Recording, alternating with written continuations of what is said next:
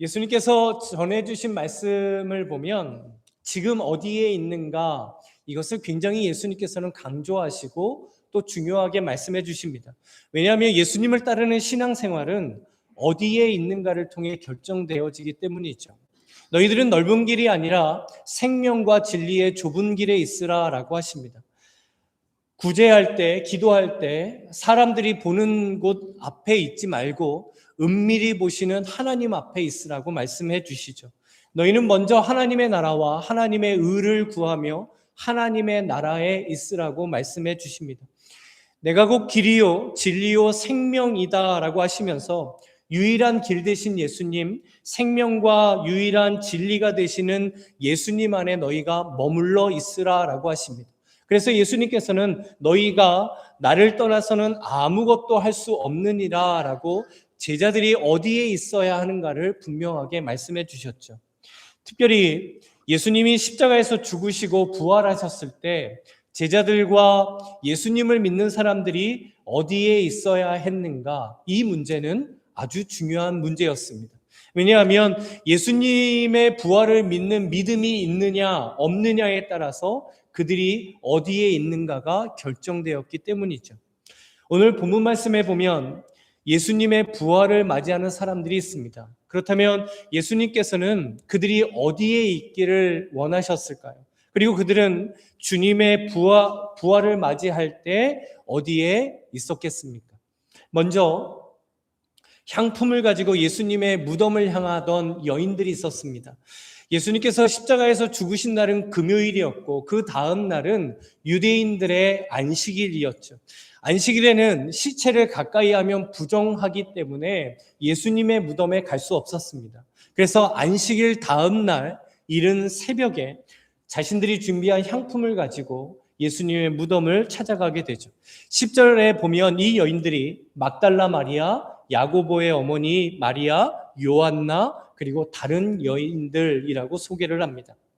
그렇다면 왜 이 여인들은 향품을 가지고 예수님의 무덤을 향했던 것일까요?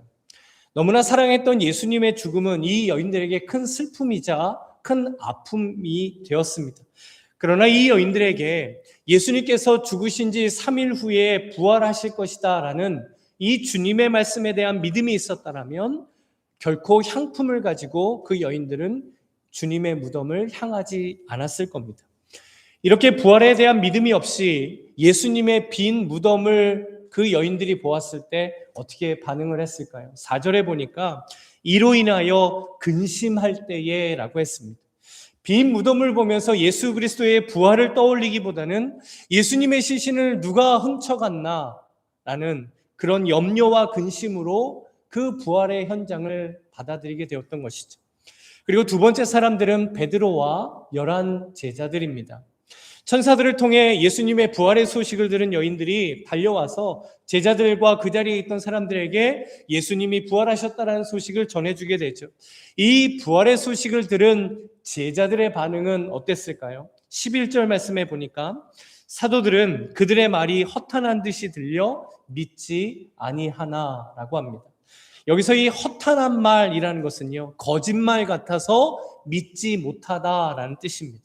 결국 제자들은 그 여인들의 말을요, 거짓말하는 것처럼 들었다라는 겁니다. 그래서 믿지 않았죠. 불과 며칠 전까지만 해도 예수님과 함께 떡을 나누고 잔을 마시며 예수님의 죽으심과 부활에 대한 말씀을 직접 들었던 제자들이었습니다. 그 예수님께서 부활하셨음을 여인들을 통해 들었음에도 불구하고 그들에게는 그 부활의 소식이 한낱 거짓말처럼 들렸다라는 것이죠.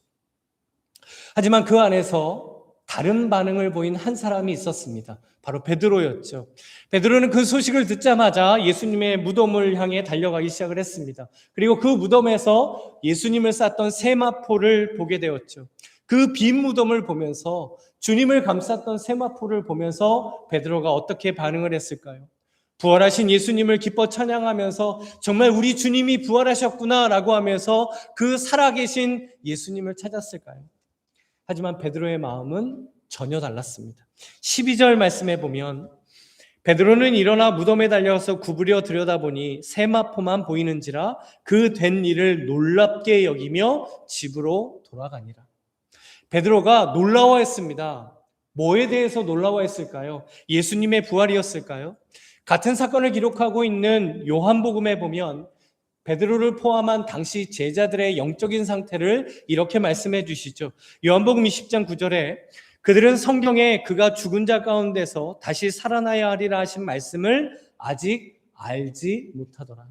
믿지 않았다라는 겁니다. 그래서 12절에 보면 베드로가 예수님의 그 빈 무덤을 보고 그 다음에 향했던 곳이 어디였죠? 베드로가 어디를 향했죠? 우리 12절 말씀을 다시 한번 보여주실래요? 베드로가 놀라워하면서 행했던 곳은 자기 집으로 돌아갔습니다. 그치? 예수님의 부활을 맞이한 세 번째 사람들은 엠마오로 가는 두 제자였습니다. 13절에 보니까 그날에 그들 중 둘이 예루살렘에서 25리나 되는 엠마오라 하는 마을로 가면서, 여기서 그날은 예수님이 부활하신 날입니다. 그때 글로바라는 제자와 또 한 명의 제자가 예루살렘에서 25리쯤 떨어져 있는 엠마오를 향해 걸어가고 있죠. 근데 이들이 너무나 슬픈 얼굴빛을 띠고 가고 있었습니다. 왜냐하면 자신들이 너무나 사랑했던 그 예수님이 죽으셨기 때문이죠. 지금 그들에게는 예수님이 부활하셨다라는 믿음이 없었기에 그렇게 슬퍼하며 예루살렘을 떠나 엠마오를 향해 가고 있었습니다. 결국 부활의 믿음이 없었던 그들이 향했던 곳은 엠마오였던 것이죠. 예수님의 무덤을 향했던 여인들, 그리고 여인들의 말을 들었던 제자들, 그리고 엠마오로 가는 두 제자, 이들에게 공통점 한 가지가 있죠. 오늘 본문은 이 공통점 한 가지를 두각시켜 주십니다. 그것은 바로 그들에게는 예수님의 부활에 대한 믿음이 없었다라는 겁니다. 예수님의 나는 죽은 지 3일 만에 다시 살아나리라 라는 그 주님의 말씀을 믿지 못했던 것이죠. 그럼 예수님께서 살아계실 때 제자들에게 부활에 대해 뭐라고 말씀하셨는지를 우리가 다시 한번 살펴보겠습니다. 베드로가 예수님께 주는 그리스도시요 살아계신 하나님의 아들이십니다 라는 이 신앙 고백을 했을 때 예수님께서 처음으로 내가 부활할 것이다 라는 것을 제자들에게 말씀해 주시죠. 우리 마태복음 16장 21절 말씀을 함께 읽어보겠습니다. 이때로부터 예수 그리스도께서 자기가 예루살렘에 올라가 장로들과 대제사장들과 서기관들에게 많은 고난을 받고 죽임을 당하고 제3일에 살아나야 할 것을 제자들에게 비로소 나타내시니, 그리고 예수님께서 제자들과 함께 예루살렘 성에 들어가시면서 다시 한번 부활에 대해 이렇게 말씀해 주시죠. 마태복음 20장 18절과 19절에 보니까 보라 우리가 예루살렘으로 올라가노니 인자가 대제사장들과 서기관들에게 넘겨짐에 그들이 죽이기로 결의하고, 우리 19절 같이 읽어보겠습니다. 이방인들에게 넘겨주어 그를 조롱하며 채찍질하며 십자가에 못 박게 할 것이나 제3일에 살아나리라. 아멘. 하나님의 아들로서 죽음의 권세를 이기시고 다시 살아날 것을 예수님께서는 계속 제자들에게 말씀해 주고 계십니다. 하지만 예수님의 부활을 그들은 실제로는 믿지 않았던 것이죠. 이들 모두는 예수님께 직접 부활에 대한 말씀을 들었던 장본인들입니다. 그런데도 왜 그들은 이 부활의 말씀을 믿지 못했던 것일까요? 현실적으로 받아들이기 힘든 심리적인 장벽이 그들 안에 있었기 때문입니다. 그들은 십자가에서 예수님이 어떻게 돌아가셨는가를 목격한 사람들입니다. 그 고통 가운데 죽으신 예수님, 그렇게 완전히 육체적으로 죽으신 예수님이 어떻게 다시 살아날 수 있겠는가라는 자신들이 세워놓은 그 심리적인 장벽 때문에 예수님의 부활의 말씀을 실제로 믿지 못했던 것이죠. 이 심리적 장벽에 대한 유명한 이론이 코끼리 말뚝 이론이라는 것이 있습니다. 아마 들어보셨을 텐데 코끼리를요, 어릴 때부터 이 말뚝을 하나 박아놓고 거기에 줄로 이렇게 묶어놓습니다. 그러면 나중에 이 코끼리가 점점 커서 다 큰 코끼리가 돼도, 그래서 그 말뚝을 코로 한 번만 쳐도 그 말뚝을 뽑아서 자유롭게 갈 수 있음에도 불구하고 그 말뚝을 뽑을 시도조차 해보지 않게 되죠. 자신이 어렸을 때부터 묶여있던 나는 말뚝을 뺄 수 없다라는 그 프레임에 갇히게 되고, 스스로 만든 그 한계 때문에 뭔가를 시도조차도 하지 않게 되는 겁니다. 지금 부활을 맞이한 사람들에게 이 심리적인 장벽이 있었던 것이죠. 그리고 극도의 불안함과 염려 때문에 그들은 예수님의 부활의 말씀을 붙들지를 못했습니다. 예수님의 십자가의 죽음을 보고 난 후에 주님을 따르던 제자들뿐만 아니라 많은 이들은 너무나 큰 충격에 빠졌겠죠. 그 충격은 불안함과 염려가 되어 그들을 엄습했을 겁니다. 그래서 예수님께서 부활하신다, 나는 죽은 지 3일 만에 부활할 것이다 라는 이 부활의 말씀을 붙들지를 못했던 것이죠. 아니, 제자들이 어떻게 그렇게 할 수 있나 라고 생각할 수 있지만, 이 문제는 얼마든지 우리가 공감할 수 있는 일입니다. 내가 감당하기 어려운 불안함이나 염려나 정말 큰 걱정이나 아니면 우울함이 갑자기 우리들에게 몰려올 때 말씀을 읽고 묵상하는 것 자체도 힘듭니다. 그리고 말씀을 읽고 그리고 말씀을 보고 있더라도 내 머릿속에서는 그 불안함과 염려가 떠나지를 않는 거죠. 이것 또한 그들에게 심리적인 장벽이 되었을 겁니다. 이런 심리적인 장벽이 예수님의 부활을 맞이한 그들의 마음을, 때로는 우리들의 마음을 예수님의 비유에 나오는 길가, 돌짝밭, 가시나무, 떨기밭이 되게 하죠. 그래서 말씀이 떨어짐에도 불구하고 열매를 맺지 못하도록 우리들의 마음을 만드는 것입니다. 신앙생활을 하면서 때로는 우리 스스로 세워놓은 그 심리적인 장벽 때문에 예수님의 말씀에 순종하며 살아가는 것을 시도조차 하지 않을 수 있다라는 겁니다. 지금 내 상황에서는 어쩔 수 없다. 지금 나에게는 이런 말뚝이 있으니까 나는 그렇게 예수님의 뜻에, 예수님의 말씀에 나는 살아갈 수 없지. 이것까지 하면 나는 힘들어질 거야. 이것까지 드리면 나는 어려워질 거야.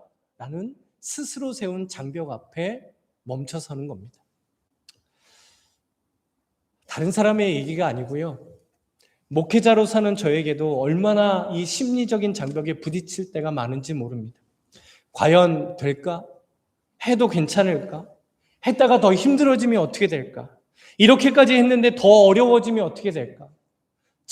과연 나는 잘 살아갈 수 있을까? 이런 심리적인 장벽 앞에 부딪힐 때가 너무너무 많습니다. 근데 저는 잘 알거든요. 이게 예수님께 나아가는데 방해물이 되고 예수님께 가까이 나아가는데 장애물이 된다는 것을 너무나 잘 알고 있음에도 불구하고 계속해서 그 장벽 앞에 내가 서는 것입니다. 그러면 그 믿음과 현실 가운데, 믿음과 그 심리적인 장벽 사이에 막 이렇게 흔들리게 되는 갈대와 같은 제 자신을 보게 됩니다. 이 갈대라는 말을 들으셨을 때 어떤 게 성도님들께서는 좀 떠오르시나요?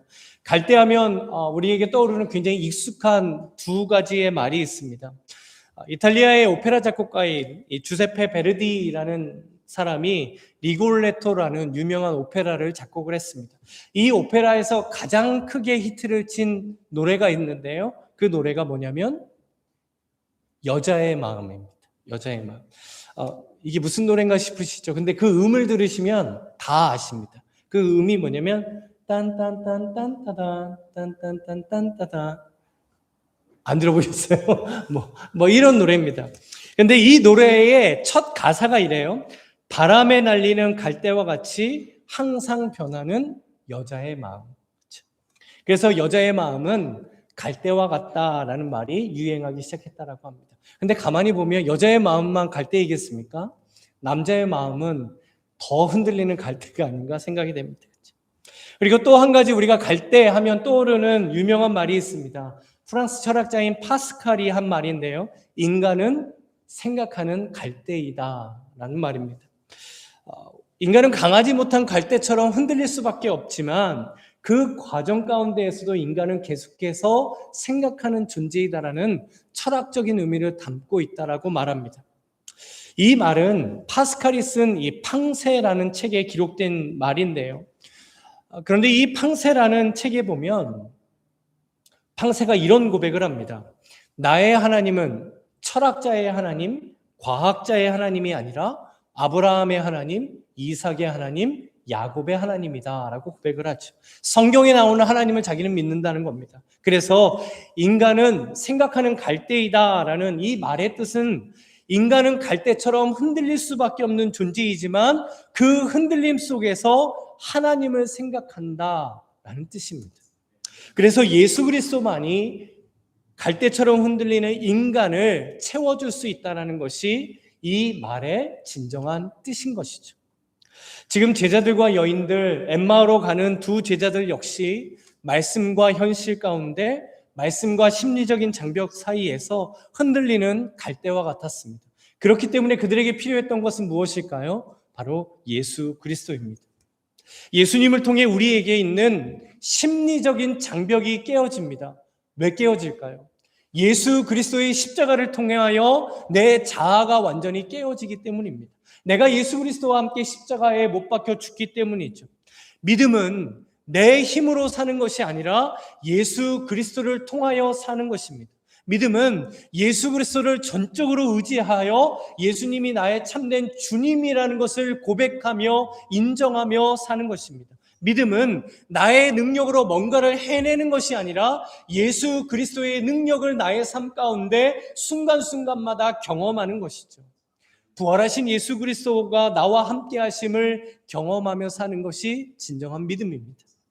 그렇다면 본문에 나오는 이들이 예수님께서 부활하실 것을 믿었다면, 부활의 믿음이 있었다면 그들은 어디를 향해 가야 했을까요? 예수님께서 부활하실 것이다라는 그 말씀을 그들이 진정으로 믿었다면 지금 그들은 어디에 있어야 했겠습니까? 예수님의 무덤에 온 여인들에게 천사들이 예수님이 부활하셨다라는 것을 알려주죠. 5절에 보면 어찌하여 살아있는 자를 죽은 자 가운데서 찾느냐? 7절에도 제3일에 다시 살아나야 하리라 하셨느니라 라고 합니다. 예수님이 3일 만에 다시 살아날 것을 명확하게 증거해 주셨습니다. 그런데 그 무덤에서 천사가 전해준 말 가운데 궁금증이 하나 생기는 게 있어요. 6절 말씀을 보시면 여기 계시지 않고 살아나셨느니라 갈릴리에 계실 때에 너희에게 어떻게 말씀하셨는지를 기억하라 라고 하십니다. 지금 예수님은 여기 계시지 않는다라고 하십니다. 그렇다면 속 시원하게 예수님 지금 거기 계신다. 거기 가면 만날 수 있어 라고 말해 주어야 할 것 같죠. 그런데 이 천사가 이렇게 얘기를 합니다. 갈릴리에 계실 때 너희에게 어떻게 말씀하셨는지 그 예수님의 말씀을 너희들 한번 기억해 봐라 라는 겁니다. 그렇다면 예수님께서 갈릴리에 계실 때 부활에 대해서 뭐라고 말씀하셨을까요? 그들이 기억해야 할 예수님의 말씀은 무엇이었겠습니까? 혹시 성도님들께서는 갈릴리에서 하신 예수님의 말씀이 무엇인지 기억나십니까? 그러면 우리 속으로 이런 생각이 들죠. 아니 예수님한테 직접 들은 제자들도 기억 못하는데 우리가 어떻게 기억하겠는가? 그렇죠. 맞습니다. 근데 예수님께서 이렇게 말씀해 주셨어요. 우리 함께 마태복음 26장 32절 말씀을 읽어보겠습니다. 함께 읽죠. 그러나 내가 살아난 후에 너희보다 먼저 갈릴리로 가리라. 아멘. 예수님께서 뭐라고 말씀하신 거죠? 내가 부활한 후에 너희보다 먼저 갈릴리로 갈 것이다. 그러니 너희들은 내가 기다리는 갈릴리로 와라 라고 말씀해 주신 겁니다. 그들에게 부활의 믿음이 있었다면 예수님께서 십자가에서 죽으셨을 때 비록 마음은 슬프고 아프지만 부활의 소망을 가지고 갈릴리로 향해야 했던 것이죠. 왜냐하면 예수님께서는 3일 만에 부활하셔서 갈릴리에 계실 것을 말씀해 주셨기 때문입니다. 예수님과 제자들 그리고 예수님을 사랑하는 이들이 예수님을 만나 부활의 감격을 누려야 했던 약속의 장소는 바로 갈릴리였습니다. 결국 그들이 있어야 할 곳은 그 부활의 믿음을 가지고 주님을 만나러 간 갈릴리여야만 했던 것이죠. 주님 안에 사랑하는 성도 여러분, 지금도 예수님을 믿는 우리가 있어야 할 곳은 어디겠습니까? 부활하신 예수님을 향한 믿음으로 가는 갈릴리입니다. 예수님의 말씀을 확신하며 나의 어떤 심리적인 장벽을 넘어서서 가야 하는 곳이 갈릴리입니다. 그래서 이 시대의 갈릴리는, 내 인생의 갈릴리는 부활의 믿음으로 가는 곳이고, 부활의 예수님께서 기다리시는 예수님과 함께 살아가는 곳이, 주님의 말씀에 순종하며 내가 나아가는 곳이 바로 내 인생의 갈릴리인 것이죠. 믿음으로 말씀에 순종하며 나의 갈릴리, 우리 가정의 갈릴리, 우리 일터의 갈릴리, 그리고 우리 교회의 갈릴리에서 부활하신 예수님과 함께 하시기를 주님의 이름으로 축복합니다. 아멘. 그 갈릴리에서 예수님께서 우리에게요, 부활의 소망을 주십니다. 성도님들께서는 부활의 예수님을 통하여 어떤 소망을 가지고 살아가고 계십니까? 하늘나라에서요, 똑같은 질문을 세 사람이 받았다고 해요. 이제 조금 있으면 당신의 장례식이 이루어지는데, 당신이 관 속에 누워 있을 때 친구나 가족들에게 당신은 뭐라고 말하는 것을 듣고 싶습니까? 라는 질문이었습니다. 첫 번째 사람인 정치가가 이렇게 대답을 했대요. 저는 유능한 정치인이었고 집에서 훌륭한 가장이었다라고 듣고 싶습니다. 그런데 두 번째 사람, 교사는 이렇게 말했습니다. 저는 아주 좋은 남편이었고 아이들의 미래를 바꿔놓은 훌륭한 교사였다라는 말을 듣고 싶습니다. 그리고 마지막 세 번째 사람이 이렇게 말합니다. 저는 꼭 이 말을 듣고 싶습니다 라고 하면서 한참 뜸을 들이는 거예요. 그러면서 이렇게 얘기를 하는 겁니다. 제가 듣고 싶은 말은요, 저 사람 움직이는데? 이 말을 듣고 싶다는 겁니다. 다시 살아났다는 말을 듣고 싶다는 거겠죠.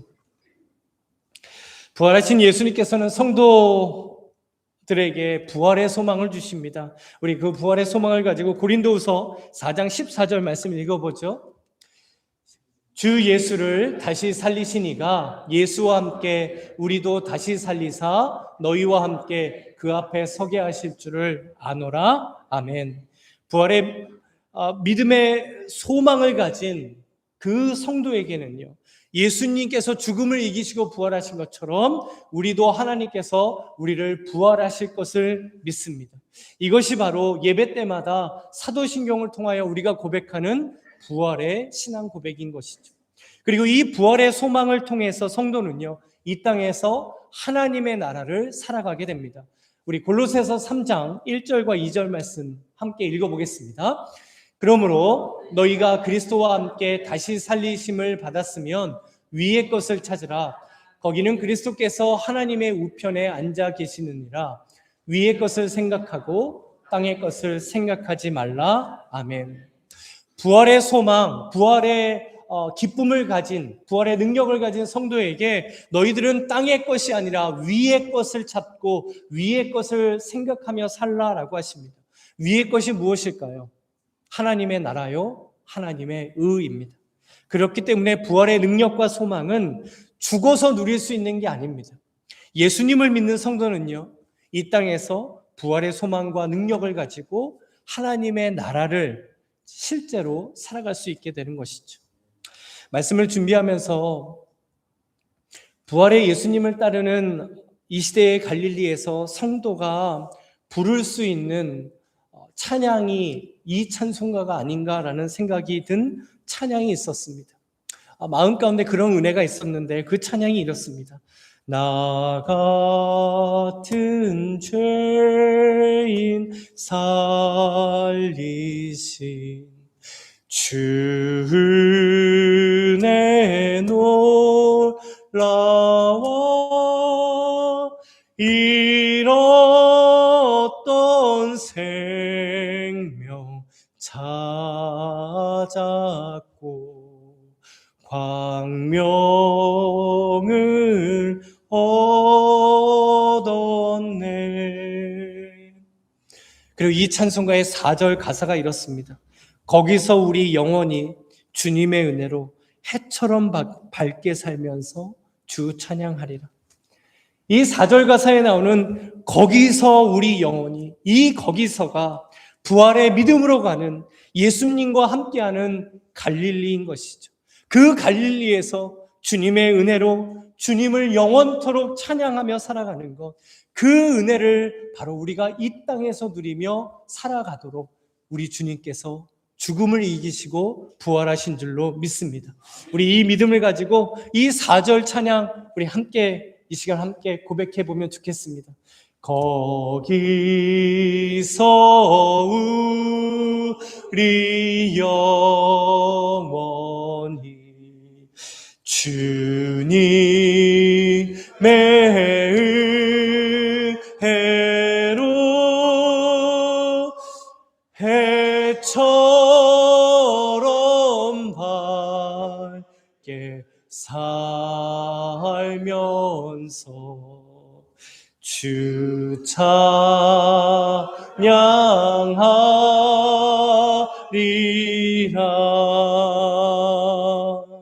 아멘. 주님만의 사랑하는 성도 여러분, 우리는 지금 어디에 있겠습니까? 슬픔에 젖어 있고 내가 세워놓은 장벽 때문에 부활하신 예수님께 나아가지 못하는 그런 곳에 있겠습니까? 아니면 부활하신 예수님이 기다리시는 믿음을 가지고 주님의 말씀에 순종하며 가는 갈릴리에 있겠습니까? 이 시간 부활하신 예수님과 함께 있는 그 갈릴리로 주님의 말씀에 순종하며 믿음으로 나아가는 그런 신앙 되시기를 간절히 소망합니다. 그래서 부활하신 예수님과 함께 이 부활의 소망과 부활의 능력과 부활의 기쁨을 가지고 이 시대의 갈릴리, 내 삶 가운데 있는 갈릴리에서 하나님의 나라를 살아가게 되시기를 이 시간 주님의 이름으로 간절히 축원합니다. 아멘.